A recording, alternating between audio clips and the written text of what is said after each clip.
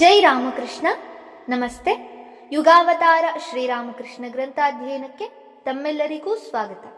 ಸಂಚಿಕೆ 112, ಅಧ್ಯಾಯ 66, ಭಕುತ ಜನ ಮಿಲನ. ಕಾಮಾರಪುಕುರದ ಸ್ತ್ರೀ ಪುರುಷರನ್ನೆಲ್ಲ ಶ್ರೀರಾಮಕೃಷ್ಣರು ಎಂತಹ ಅದ್ಭುತವಾದ ಪ್ರೇಮ ಪಾಶದಿಂದ ಕಟ್ಟಿ ಹಾಕಿದ್ದರೆಂಬುದನ್ನು ಕಂಡರೆ ವಿಸ್ಮಯವಾಗದಿರದು. ಗ್ರಾಮದ ಜಮೀನ್ದಾರರಾದ ಲಾಹ ಮನೆಯವರಿಂದ ಹಿಡಿದು ಬ್ರಾಹ್ಮಣ, ಕಮ್ಮಾರ, ಬಡಗಿ, ಅಕ್ಕಸಾಲಿಗ ಮೊದಲಾದ ಎಲ್ಲ ಜಾತಿಗಳಿಗೆ ಸೇರಿದ ಜನರೂ ಅವರ ಮೇಲಿನ ಭಕ್ತಿಪೂರ್ಣ ಪ್ರೇಮದಿಂದ ಬಿಗಿಯಲ್ಪಟ್ಟಿದ್ದರು. ಧರ್ಮದಾಸಲಾಹನ ವಿಧವೆ ತಂಗಿ ಪ್ರಸನ್ನೆ, ಬಾಲ್ಯ ಸ್ನೇಹಿತ ಗಯಾ ವಿಷ್ಣು, ಶ್ರೀರಾಮಕೃಷ್ಣರನ್ನು ಅವರ ಬಾಲ್ಯದಿಂದಲೂ ಪೂಜ್ಯ ದೃಷ್ಟಿಯಿಂದ ಕಾಣುತ್ತಿದ್ದ ಸರಳ ಶ್ರದ್ಧಾವಂತ ಶ್ರೀನಿವಾಸ ಶಾಂಖಾರಿ, ಪೈನೆ ಕುಟುಂಬದ ಧರ್ಮನಿಷ್ಠ ಮಹಿಳೆಯರು, ಭಿಕ್ಷಾಮಾತೆ, ಕಮ್ಮಾರಗಿತ್ತಿ ಧನಿ ಇವರೆಲ್ಲ ತಮ್ಮ ಪ್ರಾಣ ಪ್ರಿಯರಾದ ಶ್ರೀರಾಮಕೃಷ್ಣರ ದಿವ್ಯ ಸಾನ್ನಿಧ್ಯ ದೊರೆತುದಕ್ಕಾಗಿ ಅತೀವ ಸಂತಸಗೊಂಡರು. ಶ್ರೀರಾಮಕೃಷ್ಣರು ಕಾಮಾರಪುಕುರದಲ್ಲಿದ್ದಷ್ಟು ದಿನವೂ ಅವರನ್ನು ಸುಮ್ಮನೆ ನೋಡಲು ಇಲ್ಲವೇ ಅವರ ಬಾಯಿಂದ 4 ಮಾತುಗಳನ್ನು ಕೇಳಲು ಜನ ನೆರೆಯುತ್ತಿದ್ದರು. ಮುಂಜಾನೆಯಿಂದ ಸಂಜೆಯವರೆಗೂ ಜನವೋ ಜನ, ಹೆಂಗಸರು, ಗಂಡಸರು, ಮಕ್ಕಳು, ಮುದುಕರು ಎಲ್ಲರೂ. ಸೂರ್ಯೋದಯವಾಗುವುದನ್ನೇ ಕಾಯುತ್ತಿದ್ದಂತೆ ನೆರೆಹೊರೆಯ ಹೆಂಗಸರೆಲ್ಲ ಸ್ನಾನಕ್ಕಾಗಿ ಹಾಲ್ದಾರ ಕೆರೆಗೆ ಬರುತ್ತಿದ್ದರು. ಮೊದಲು ತಾವು ತಂದ ಕೊಡಗಳಲ್ಲಿ ನೀರು ತುಂಬಿಸಿ ದಡದಲ್ಲಿರಿಸುತ್ತಿದ್ದರು. ಬಳಿಕ ಎದುರಿನಲ್ಲೇ ಇರುವ ಚಟರ್ಜಿಗಳ ಮನೆಗೆ, ಅಂದರೆ ಶ್ರೀರಾಮಕೃಷ್ಣರ ಮನೆಗೆ ಹೋಗಿ ಕುಳಿತು ಬಿಡುತ್ತಿದ್ದರು. ಇದು ಅವರ ಪ್ರತಿದಿನದ ಕಾರ್ಯಕ್ರಮ. ಶ್ರೀರಾಮಕೃಷ್ಣರೊಂದಿಗೂ ಅವರ ಮನೆಯ ಹೆಂಗಸರೊಂದಿಗೂ ಮಾತನಾಡುತ್ತಾ ಸುಮಾರು 1 ಗಂಟೆ ಹೊತ್ತು ಕಳೆದು ಸ್ನಾನಕ್ಕೆ ಹೋಗುತ್ತಿದ್ದರು. ಅಲ್ಲದೆ ಹಿಂದಿನ ರಾತ್ರಿ ಮನೆಯಲ್ಲಿ ಏನಾದರೂ ವಿಶೇಷ ಭಕ್ಷ್ಯವನ್ನು ಮಾಡಿದ್ದರೆ ಅದರ ಅಗ್ರಭಾಗವನ್ನು ತೆಗೆದಿಟ್ಟಿದ್ದು ಬೆಳಗ್ಗೆ ತಂದು ಕೊಡುತ್ತಿದ್ದರು. ಇದಾದ ಮೇಲೆ ಹೆಂಗಸರು ಮನೆಗಳಿಗೆ ತೆರಳಿ ಬೆಳಗಿನ ಅಡಿಗೆಯಲ್ಲಿ ನಿರತರಾಗಿದ್ದಾಗ ಸುತ್ತಮುತ್ತಲಿನ ಗಂಡಸರೆಲ್ಲ ಬಂದು ತಮಗೆ ಬೇಕೆಂಬಷ್ಟು ಹೊತ್ತು ಶ್ರೀರಾಮಕೃಷ್ಣರೊಂದಿಗೆ ಮಾತನಾಡುತ್ತಾ ಕುಳಿತಿರುತ್ತಿದ್ದರು. ಮಧ್ಯಾಹ್ನ ಪುರುಸೊತ್ತಾದಾಗ ಹೆಂಗಸರೆಲ್ಲ ಮತ್ತೆ ಹಾಜರು. ಸಂಜೆಯಾದ ಮೇಲೆ ಪುನಃ ಗಂಡಸರು.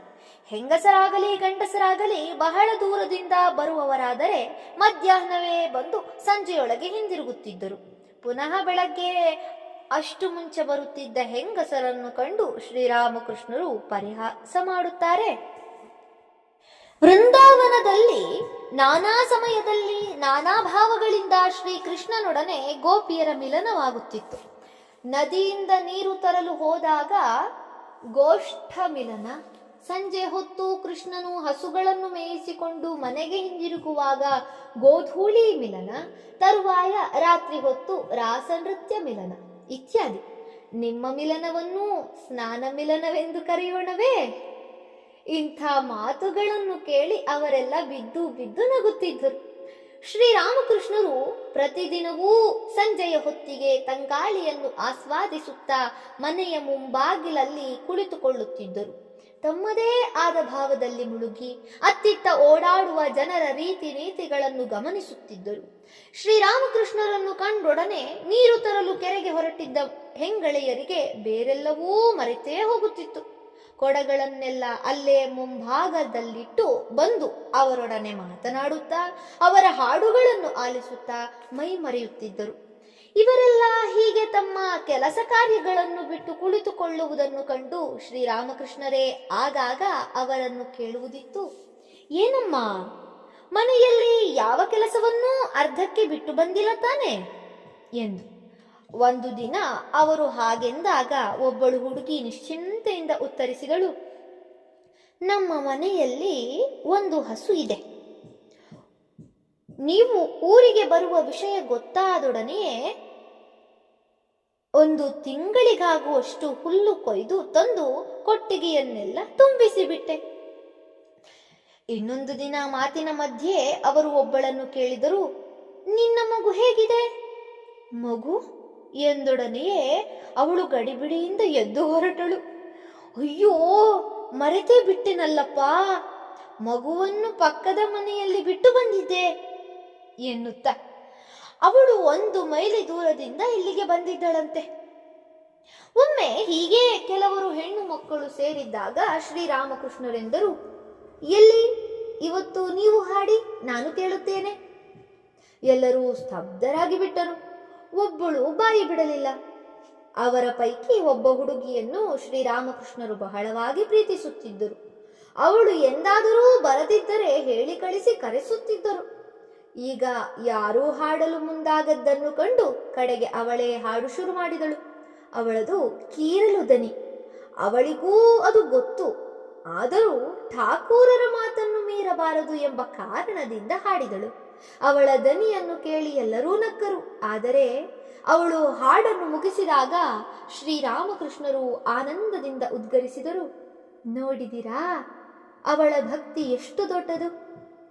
ನಿಮ್ಮಲ್ಲೆಲ್ಲ ನಿಜವಾದ ಭಕ್ತಿ ಇರುವುದು ಅವಳೊಬ್ಬಳಿಗೆ. ಶ್ರೀರಾಮಕೃಷ್ಣರಿಗೆ ಪ್ರಾಪಂಚಿಕವಾದ ಮಾತುಕತೆಯನ್ನು ಮಾತ್ರ ಸಹಿಸಿಕೊಳ್ಳಲಾಗುತ್ತಿರಲಿಲ್ಲ. ಒಮ್ಮೆ ಕೆರೆಗೆ ಕೆಲವು ಹೆಂಗಸರು ಬಂದಿದ್ದರು. ಅವರೆಲ್ಲ ಹಾಲ್ದಾರ ಕುಟುಂಬದವರು, ಶ್ರೀಮಂತರು, ದೊಡ್ಡ ಮನುಷ್ಯರು. ಆ ದಿನ ಮೀನಿನಿಂದ ಯಾವ ಯಾವ ಅಡಿಗೆ ಮಾಡಬೇಕು ಎಂಬ ಬಗ್ಗೆ ದೀರ್ಘವಾಗಿ ಚರ್ಚಿಸುತ್ತಿದ್ದರು.